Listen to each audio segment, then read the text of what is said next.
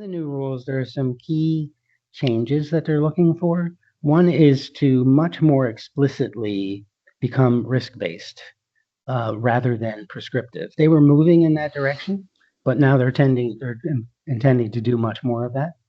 There is a greater emphasis in the new rules on OT and especially legacy systems and how we would monitor them.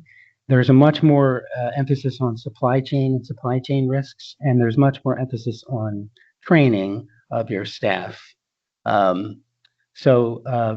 of just looking at this list, let's go to the next slide. Okay, so one of the important areas is that they're intending to increase the coverage of these rules or these directives to more operators. So in that first wave, they included what they considered to be high risk operators, like major pipelines, et cetera. And they're going to want those companies to have a full cyber risk management program. I'll talk more about what that means. But they also recognize that although they're expanding the scope, not everyone presents the same risk. And when they talk about risk, they mean risk to national security, risk to the national distribution network. So what risk is it to the nation? That's what they mean by risk in that sense. So now they want to explicitly recognize tiers of operators who fall into different risk levels. That's actually very good because currently it's a one-size-fits-all kind of directive. If you fall under the directive, you literally fall under the directive. There's no accommodation for relative risk or relative size of operation. So that's an important, I think, a very important move on their part.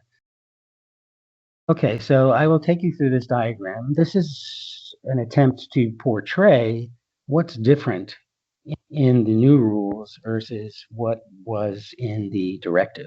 So just a brief note about icons. You'll see this little green icon that says new. That's indicating what is new in the new rules as compared to what's in the directives.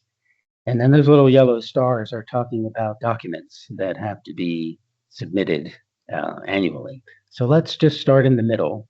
So they are looking to go more towards a risk-based orientation. And again, risk-based means two things. There's two sides to that coin. One means that you, as an operator, are strongly encouraged to take a risk-based approach. And there's an advantage in that for you because it allows you to communicate to the TSA why you have structured your program the way you have and why you have prioritized things the way you have, because you can point to your risk assessment and show why that's the case. So you see at the top it says in red, Cyber Risk Management Program. That's explicitly called out in the new rules. That was not explicitly called out in the directive. They talked about risk, but they were mainly talking about more kind of vulnerabilities and vaguely referring to risk. But you'll notice on the right where I have highlighted in yellow, it is now requiring risk assessments. And these are OT risk assessments, meaning consequence-based OT risk assessments. They are required in this new approach. And they also want the program to align with the NIST CSF. And they also strongly encourage you to use OT security standards like 62443 and NIST 800. These are new recommendations. The directive didn't specifically call these things out. And they are trying to align physical and cyber risk more clearly. There was some confusion in the early directives about, well, what is the physical security guy supposed to do and what is the cybersecurity guy supposed to do? So they're trying to clarify that. So that's at the top. If we move down to the right, you'll see annual cybersecurity evaluation. You're now required to sort of evaluate yourself every year. And what does that mean? Well, it means you're supposed to have a NIST CSF current profile and a target profile. If you're familiar with the NIST CSF, you'll know what those terms mean. So your target profile is your stated aspirations about how you want to improve your program over time. And you are now required to have a target profile.